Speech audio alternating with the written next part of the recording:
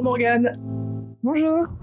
Alors je suis ravi de t'accueillir ce matin sur le podcast Parlons de votre mental.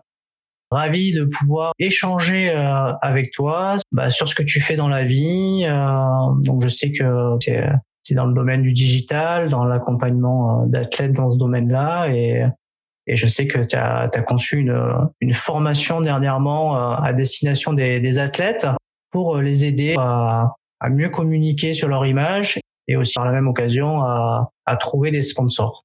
Voilà, donc tout ce que je sais de toi, mais écoute, je vais te laisser la main pour mieux te présenter toi-même. Déjà, merci pour l'invitation, c'est super sympa de me laisser la parole. Comme tu disais, donc je m'appelle Morgane, je suis community manager du coup spécialisée dans le sport. Donc je vais accompagner des athlètes, des clubs, des événements sportifs, des entreprises qui vont vendre des produits ou des services sportifs. Et donc je les accompagne en fait pour développer leurs réseaux sociaux, pour les aider à atteindre leurs objectifs. Donc ça va être pour les athlètes notamment trouver des sponsors, du financement, etc. Mais aussi faire des ventes pour les entreprises, se faire connaître, etc.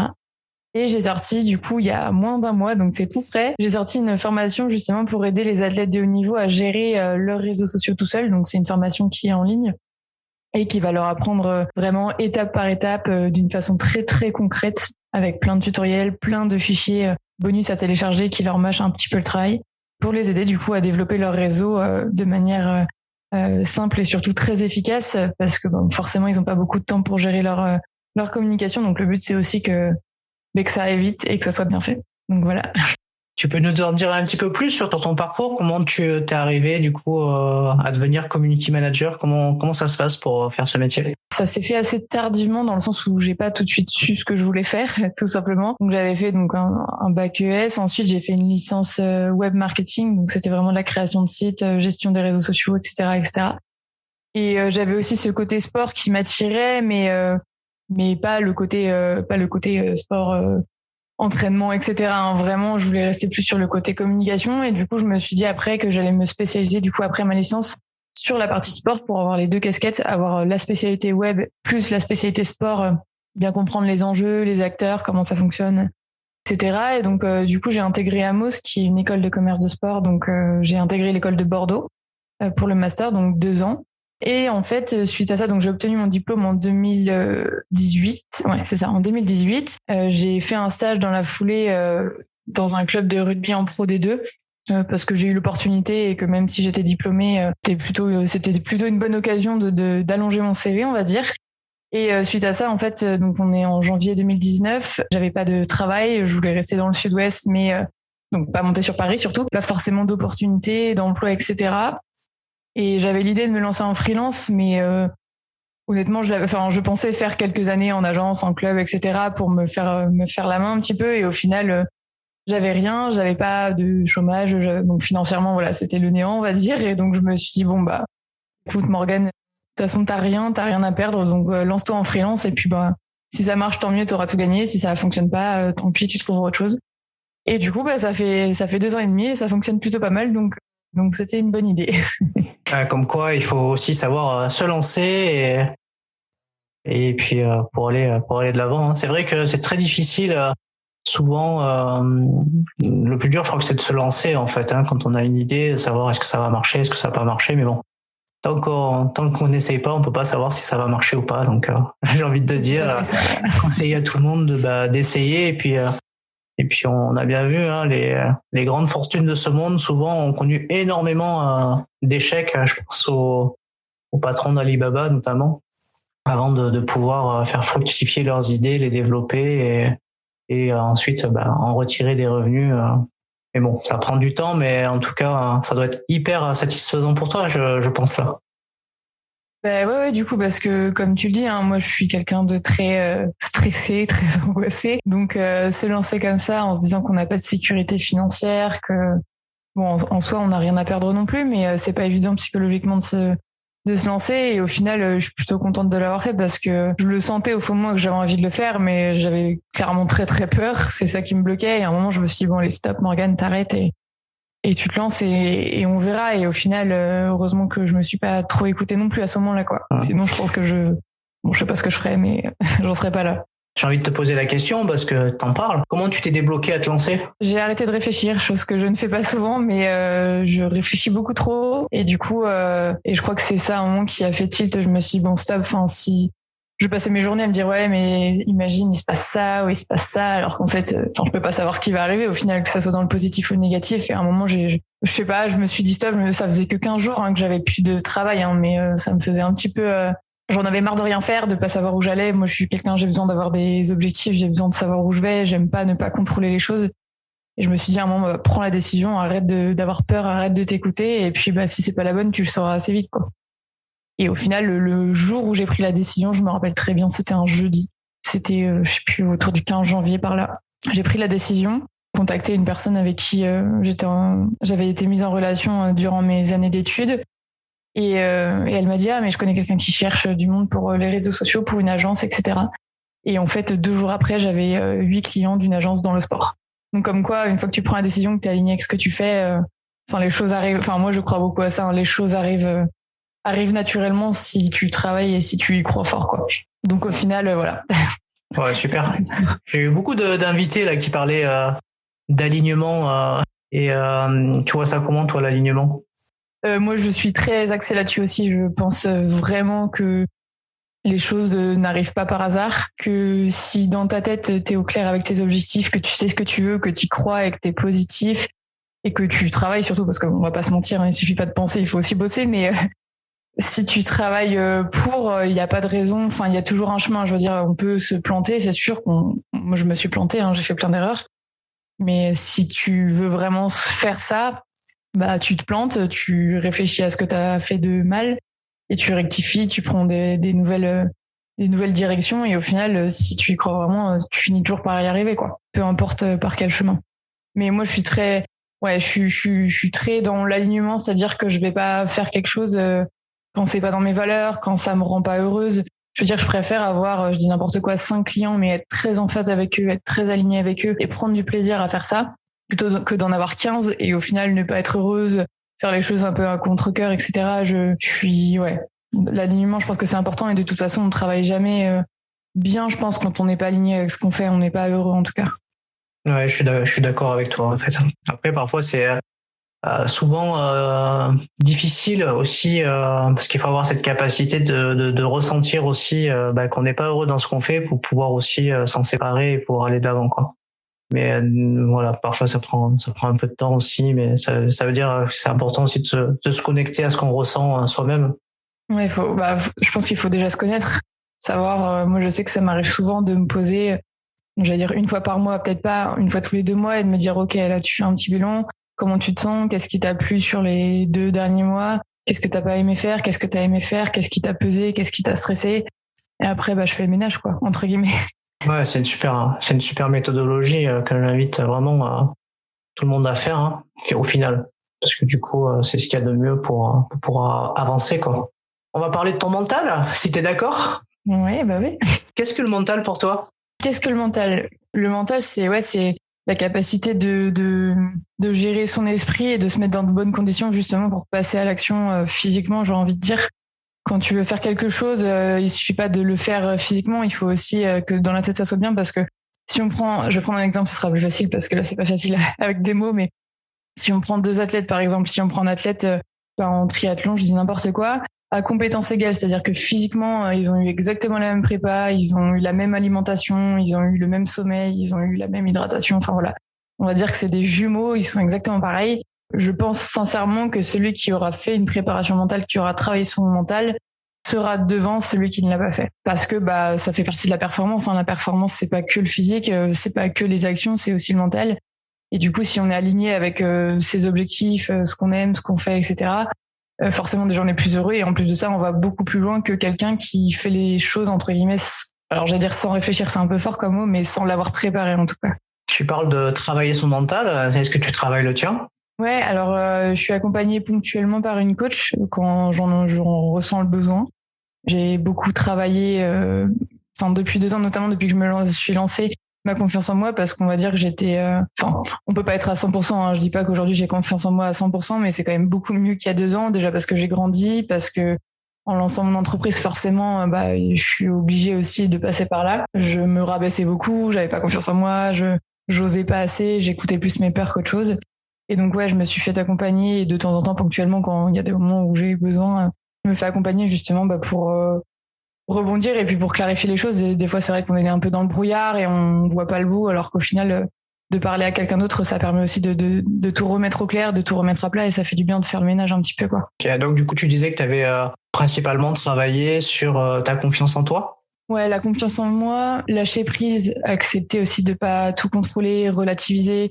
Je suis un peu stressée de la vie, on va dire, donc c'est vrai que si je contrôle pas les choses, c'est la catastrophe tout de suite. Donc j'apprends à faire ça, j'apprends à lâcher prise, à accepter que voilà, je peux pas tout contrôler, je contrôlerai pas les autres, ce que disent les autres, et que ça m'impactera parfois, mais voilà, il faut l'accepter et ouais, voilà, qu'on maîtrise pas tout. Alors du coup, je suis un petit peu curieux, comment tu t'y prends pour mettre au travail toutes ces choses-là? Après, il y a eu beaucoup d'étapes, hein. Déjà, arrêter ma petite voix dans la tête là que j'ai qui me parle à moi-même, arrêter de me rabaisser, de toujours voir le côté négatif. Ça a beaucoup été ça, apprendre à être positive, à pas voir les problèmes avant qu'ils arrivent, pas voir le négatif alors qu'il y a plein de choses positives à chaque fois à côté et je les voyais pas tellement j'étais concentrée sur les pseudo-catastrophes qui pourraient se passer et qui parfois n'arrivent jamais en plus. Donc ouais, apprendre à voir le côté positif et à me contenter du moment présent, de ce que j'ai et ne pas m'inventer des problèmes qui des fois n'arrivent jamais, quoi. Tu pourrais dire aujourd'hui que du coup, l'enthousiasme est primordial pour le mental. Primordial, je sais pas, mais je pense que oui, ça compte beaucoup parce que déjà c'est quand même plus cool de s'axer sur le positif que sur le négatif dans la vie quotidienne. Et surtout, je trouve, après c'est un peu perché, mais je trouve que ça envoie des bonnes ondes. Je le vois de plus en plus que quand il m'arrive quelque chose un peu négatif, etc. Avant, j'avais quand même tendance à râler, voilà, en bonne française, enfin voilà, à être un peu négative. Au final, ça attire pas des ondes positives parce que du coup, je suis négative et mon entourage, du coup, ça va le rendre négatif aussi. Et à l'inverse, du coup, depuis que j'ai un peu cette technique qu'on m'avait donnée, même s'il se passe quelque chose de négatif, et du coup, je vais quand même essayer de me focaliser sur le positif et au final, ça se vérifie un peu. Il m'est toujours arrivé des trucs positifs à la suite. J'ai attiré d'autres choses, pas forcément ce que j'avais prévu, mais j'attire des choses positives à moi. Et par exemple, ce sera plus simple si je prends un exemple, mais pendant le Covid, du coup, donc vraiment au tout début du Covid, là au mois de mars, quand les premiers confinements sont arrivés, j'ai perdu beaucoup de clients, j'ai perdu 80% de mon chiffre d'affaires parce que je travaillais avec des événements sportifs, des choses comme ça, et donc tout le monde a arrêté d'un coup. Donc psychologiquement, déjà, c'était compliqué de ne plus avoir de travail quasiment. Financièrement, c'était compliqué aussi. Et il y a quelques années, je me serais dit, ok, c'est la fin du monde. Bon, je me le suis dit quand même pendant 1 ou 2 journées, faut pas se mentir, mais et après, je me suis dit, ok, Morgane, t'avais mis tous tes œufs dans le même panier, on réfléchit, qu'est-ce qu'on fait? Et au final, j'ai diversifié mes revenus, j'ai sorti une formation, j'ai donné des cours en école, j'ai trouvé d'autres clients en community management. J'ai un peu plus réparti aussi mon type de clients pour avoir des personnes qui sont pas forcément dépendantes d'un lieu physique ou d'un événement, etc. Et au final, en 6 mois, on va dire, entre le mois de mars où le Covid a commencé et 6 mois après, j'ai doublé mon chiffre d'affaires. Et sans forcément, je me suis acheté un autre travail, mais je veux dire, je pense que l'état d'esprit, il compte pour beaucoup et que du coup, les gens sont venus à moi, entre guillemets, naturellement. Je pense que si j'étais restée dans mon lit à pleurer pendant 6 mois, j'aurais pas eu les mêmes résultats, quoi. Donc finalement, on pourrait dire que on aurait pu regarder ça sous le mode échec, ce qui s'est passé, et que au final, avec une vision beaucoup plus positive des choses et du coup une ouverture d'esprit, t'as pu au contraire diversifier tes activités et finalement t'épanouir et rentabiliser tout ce que tu peux proposer, quoi. Ouais, c'est ça, totalement. C'était un échec en soi, hein. Enfin, un échec. Un échec, oui et non, parce que bon, c'était un événement extérieur et pour le coup, ça, je pouvais pas le contrôler, et personne le pouvait. Mais oui, de toute façon, il faut rebondir rebondir et de manière positive surtout, parce que sinon, j'étais encore dans mon lit en train de pleurer, quoi. Si j'avais pas bougé, il faut passer à autre chose et avancer, quoi. Est-ce que le regard des autres, ça te parle? Est-ce que t'as, en tout cas dans le temps de ton entreprise, là, avec sa construction, son développement, est-ce que tu as eu affaire à des gens qui finalement par leur regard étaient plus négatifs qu'autre chose et finalement ça a pesé sur tes choix, sur ton développement? Oui, forcément. Enfin, plus avant que maintenant, parce que justement, j'essaie de me détacher de ça. Forcément, je pense que c'est un peu le cas de tout le monde. On a envie de plaire aux gens, on a envie que les gens nous soutiennent, soient d'accord avec ce qu'on fait, etc. Mais au final, plus j'avance et plus je me rends compte que si on fait ça, on n'avance pas, on n'est pas forcément heureux et surtout, il faut vivre pour soi et pas pour les autres, quoi. Donc j'ai fini par le comprendre et du coup, maintenant, je fais vraiment en sorte d'être alignée avec moi-même, avec ce que j'aime, ce que je veux faire, ce que j'ai envie de faire. Et surtout que ça soit en accord avec mes valeurs. Et quand je fais ça, moi, je me sens bien et c'est le principal. Si les autres ne l'acceptent pas ou ont un problème avec ça, après, ça n'a pas forcément un lien avec moi. C'est plus eux, leurs croyances et leurs valeurs.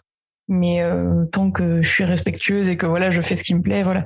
Mais oui, forcément, il y a eu des choses, même des petits pics qui sont pas forcément méchants à la base, mais tu mets des photos de toi sur les réseaux sociaux, tu fais des stories en face cam, tu fais ton influenceuse et tout. Je sais que c'est pour taquiner aussi. Et c'est vrai que parfois, je l'ai beaucoup pris à cœur au début et après je me suis dit, mais en fait, c'est mon entreprise. Donc si je communique pas, qui va le faire? Bon, ok, je le fais. Si ça dérange quelqu'un, tant pis pour eux, quoi. Je fais de mal à personne. Donc, mais oui, forcément, c'est difficile et des fois, ça blesse encore, hein, c'est normal. Mais après, moi, tant que je suis alignée avec ce que je fais, tant pis pour les autres si ça leur plaît pas. J'ai envie de dire, c'est dommage pour eux. Après, je pense qu'il faut aussi savoir bien s'entourer. Il faut faire le tri, clairement. Forcément, si c'est moi, j'ai eu la chance d'avoir des parents et une famille, hein, de manière générale, qui me soutient et qui a toujours cru en moi et qui, peu importe ce que je faisais, a toujours été là, même si je tombais, on va dire. Mais je pense que c'est important aussi de faire le tri dans son entourage et que forcément, si on crée son entreprise ou si on veut être athlète de haut niveau ou peu importe, et que autour de soi, on a un conjoint, des parents, des frères et sœurs, des meilleurs amis qui passent leur temps à nous dénigrer, à nous dire qu'on n'y arrivera pas, etc. Forcément, c'est compliqué d'y aller parce que ça joue sur le mental. Donc je pense aussi qu'il faut savoir faire le tri dans l'entourage qu'on peut trier et aussi faire comprendre aux personnes proches comme les parents qu'on peut pas supprimer de sa vie forcément. Faire comprendre aussi que c'est important pour soi et que ça les regarde pas et que vous assumerez les échecs seul, quoi. Mais c'est vrai que c'est mieux de s'entourer de personnes positives et qui vous soutiennent, quoi, pour aller plus vite et plus loin. Oui, ça c'est sûr que c'est l'idéal, hein. Après, on a tous connu des personnes qui, malgré tout le positif que ça peut retirer, vont toujours aller chercher, on va dire, le côté négatif. Ouais, mais bon, il y en a d'autres qui se sont lancés, qui l'ont déjà fait, ça a pas fonctionné, donc je vois pas pourquoi toi tu y arriverais. Ça, je crois qu'on a tous connu à un moment ou à un autre des personnes négatives, et comme tu dis, je crois que il faut s'écouter soi et foncer, mettre en place des actions pour réussir et puis s'affranchir par des essais-erreurs pour aller vers son objectif. Ouais, c'est tout à fait ça, ouais. Tout à fait. Alors j'ai compris que désormais tu restais systématiquement positif dans ton quotidien, que tu avais appris du coup à gérer tes émotions, gérer ton stress pour aller de l'avant. T'as des trucs pour te motiver parce que du coup tu travailles quelque part un peu en freelance, un peu seul. Parfois c'est pas toujours simple de travailler seul, même si on est au contact des autres parce qu'on développe leur image ou on participe à leur projet. Est-ce que tu as des trucs toi pour te motiver chaque jour? Ouais, alors déjà, moi j'avoue que j'adore travailler seul. Je veux dire, je travaille bien mieux seul que alors je travaille avec d'autres personnes bien sûr, mais j'aime bien diriger les choses, donc c'est vrai que ce format-là, moi ça me va plutôt bien et j'ai pas trop de mal honnêtement à me motiver. Ça fait maintenant 2 ans et demi que je travaille depuis chez moi toute seule. Bien sûr, des fois je me déplace pour voir des clients, mais c'est quand même assez rare. C'est pas plus d'une fois par mois. Et j'avoue que je me motive très facilement. Pourquoi? Parce que je sais pourquoi je le fais, parce que je suis alignée avec tout ça, parce que ça me plaît et que je vois pas les heures passer quand je travaille. Et je pense que la clé, une des clés en tout cas, c'est de se fixer des objectifs. Moi, je sais que je m'en fixe tous les 3 mois à peu près. Je m'en fixe déjà à la fin de l'année pour l'année entière. Je sais à peu près chaque trimestre ce qui va se passer pour moi, quels sont mes objectifs, que ce soit en termes de, au début forcément, trouver des clients, etc., ma communication, lancer mon site internet, lancer ma formation. Donc, je me fixe des objectifs tous les ans et après, je les redécoupe en petits objectifs pour avancer correctement. Et voilà, et comme c'est aligné avec qui je suis, ce que j'ai envie de faire, avec qui je veux bosser, avec qui je veux pas bosser et comment je veux le faire, j'avoue que j'ai pas trop de mal à me motiver, ça va assez vite. Après, si, par exemple, sur ma formation, là, j'ai quand même mis plus de 6 mois à la sortir, alors que concrètement, j'aurais très bien pu la sortir en 2 mois, mais j'avais extrêmement peur. C'était, est-ce que ça va marcher? Si ça marche trop, je fais comment? Si ça marche pas, je fais comment? Et si ça plaît pas? Et si c'est trop cher? Et si c'est pas assez cher? Et comment je fais? Donc, j'ai mis vraiment beaucoup trop de temps à la sortir, alors que sur la partie concrète, la partie opérationnelle, ça aurait pu aller beaucoup plus vite. Mais voilà, on apprend tous les jours et je sais que la prochaine fois que je sortirai un produit comme ça, j'arrêterai de me poser 10 000 questions et je me lancerai beaucoup plus vite, quoi. Mais voilà, il y a encore du travail à faire, hein. Oui, en tout cas, moi, j'ai pu découvrir cette formation rapidement, en tout cas dans son concept. Et voilà, je trouve que c'est une super formation, une super idée. Aujourd'hui, moi de mon côté, j'essaye d'aider aussi des athlètes en aidant via une société qui s'appelle Sport Funding, des athlètes à pouvoir récupérer en tout cas du mécénat, du sponsoring ou en tout cas des choses pour qu'ils puissent un petit peu s'appuyer sur des ressources financières pour vivre leurs rêves olympiques ou leurs rêves d'un championnat du monde ou autre. Et ta formation, elle est géniale, quoi. Donc j'invite vraiment les athlètes à aller la découvrir. Et en plus, je veux dire, non seulement elle est top, mais en plus elle est accessible, donc au niveau pratique et au niveau financier, ce qui fait que j'ai envie de te dire, s'il y a des athlètes qui nous écoutent, allez-y, foncez et allez découvrir cette formation. Et je mettrai un lien parce que moi je trouve que c'est une super idée en tout cas. Et je te remercie d'avoir fait ça pour les athlètes, parce que c'est vraiment nécessaire aujourd'hui, moi qui viens du domaine du sport et qui aide un petit peu de temps en temps de manière philanthropique des athlètes qui n'ont pas de revenus. Je crois que ça va pouvoir les aider et les soutenir dans leurs projets sportifs, parce que on va dire que même eux, avec le Covid, ils ont bien galéré. Ouais, merci beaucoup, c'est trop gentil ce que tu dis. Merci pour la petite pub. Voilà, c'est pas de la pub, hein, c'est des convictions. C'est une conviction que voilà, c'est nécessaire et utile aux athlètes de pouvoir se former sur leur communication, sachant que je vois, je regarde beaucoup d'athlètes sur leur profil Instagram ou sur d'autres profils et il y en a beaucoup qui communiquent très très mal et je pense que du coup se former à avoir une bonne communication pour attirer des partenaires financiers, des entreprises. Je pense que ça s'improvise pas et qu'il faut être formé ou être accompagné pour le faire. Ouais. L'objectif du coup. Tu parlais de pression, de stress tout à l'heure. Est-ce que comment tu t'y prends pour surmonter ton stress maintenant que t'as été accompagné?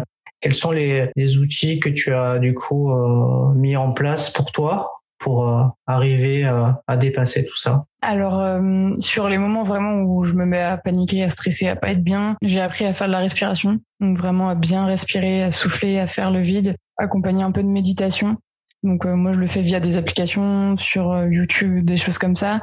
J'écoute de la ASMR aussi. Je sais pas s'il y en a, je sais, qui détestent ça, mais moi, ça me calme vraiment, ça me détend, j'adore ça. Et donc, sur les moments vraiment de stress où je suis en mode panique, c'est des outils qui m'aident beaucoup parce que tout simplement, ça me permet de faire le vide, de juste me centrer sur ma respiration et de penser à rien. C'est une chose qui n'arrive pas souvent. Je réfléchis beaucoup trop, donc ça fait du bien de temps en temps. Et après, quand c'est vraiment des périodes, par exemple 1 ou 2 semaines où je sais que c'est chargé ou que je suis à fond, je stresse beaucoup, etc., et que ça passe à une vitesse folle, j'essaie de prendre un moment, même 2-3 heures au moins dans la semaine, pour poser les choses à l'écrit. Je suis quelqu'un qui écrit beaucoup. Enfin, j'ai besoin d'écrire les choses. Je sais pas, ça peut paraître bête, mais j'ai besoin d'écrire les choses et du coup, je reprends le temps de me dire, ok, c'était quoi mes objectifs? Qu'est-ce qui s'est passé de bien, de pas bien, etc. Je refais un peu un bilan, on va dire, pour relativiser en fait et me rappeler qui je suis, mes valeurs, pourquoi je fais ça, et me rendre compte qu'au final, voilà, tout va bien, il y a rien de grave en général, et que j'ai pas besoin de paniquer comme ça en fait. Mais ouais, c'est vrai que j'ai besoin d'écrire beaucoup. On parlait de positif tout à l'heure aussi, d'être optimiste et tout, et c'est vrai que ma coach, c'est ce qu'elle m'avait dit de faire. Tous les matins, j'écris un peu mes objectifs, ce que j'ai envie de ressentir aujourd'hui, ce que j'ai envie de faire, comment je veux le faire, et le soir de marquer 3-4 choses positives qui me sont arrivées. Ça permet de se centrer encore une fois sur des choses qui sont positives parce que souvent on donne beaucoup plus d'importance au négatif, alors qu'en fait il s'est passé peut-être un truc de mal dans la journée sur 10 belles choses et nous on va voir juste la mauvaise chose alors que il y a plein de belles choses à côté. Donc ouais, j'écris beaucoup, je vide mon cerveau, j'écris tout ce que je ressens, ça me fait un peu un journal en fait. Et je vide mon cerveau et je respire et méditation, et l'ASMR, ouais, ça me fait beaucoup de bien. Après, je pense que chacun a sa technique, mais moi, en tout cas, c'est ce qui fonctionne sur moi, donc voilà. Ok. Bon, après, c'est le principe du podcast, c'est de c'est d'aller à la rencontre des méthodes de chacun, et c'est ce qui peut inspirer d'autres personnes qui écoutent le podcast. Et je trouve ça bien de pouvoir aussi aller voir qu'est-ce que font chacun de manière totalement différente, les outils qu'ils utilisent, comment ils font, et je trouve ça chouette de pouvoir du coup écouter comment dans chaque métier ou chaque individu on arrive à gérer son stress. C'est un métier où tu dois rester focus, parce que c'est important de rester focus quand on travaille dans le digital, je pense. Est-ce que tu as une méthode pour rester concentré longtemps et puis de pas avoir trop de coupures? Alors déjà, je travaille aux heures où je suis la plus productive. Je sais que moi, l'après-midi, il faut pas me demander grand-chose, on va dire, en termes de production, je parle. C'est-à-dire que forcément, moi, je dois faire des stratégies, rédiger des posts, etc. Et forcément, il faut que l'inspiration soit là. Je veux dire, si je suis pas inspirée, il y a rien qui sort et il y a rien qui est produit. Donc, j'ai réussi à détecter un peu les moments où je travaille le mieux. Donc, moi, c'est vraiment le matin assez tôt, hein. Et en général, 7h, 13h bien chargé en termes de production de contenu.